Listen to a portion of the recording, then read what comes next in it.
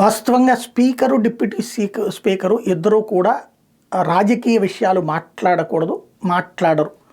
రాజ్యాంగపరమైనటువంటి పదవుల్లో ఉన్నారు కాబట్టి.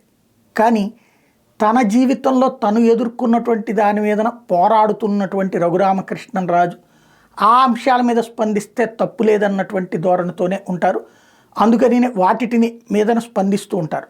తను డైలీ యాక్టివ్, అలాగే డైలీగా మీడియా ముఖంగా కనబడతా ఉంటారు. అందులో తాజాగా సంచలనాత్మకమైనటువంటి వ్యాఖ్యలు చేశారు.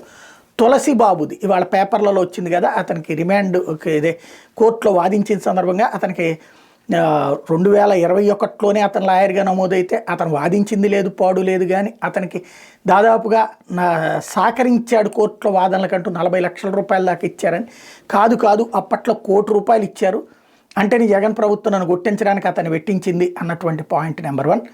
నెంబర్ 2 వచ్చేటప్పటికి సునీల్ కుమార్, ఎవరైతే అప్పుడు ఐపీఎస్ సునీల్ కుమార్ ఇతన్ని ఎంగేజ్ చేసి తీసుకొచ్చి పెట్టింది, నన్ను దండించడానికి పెట్టినటువంటిది.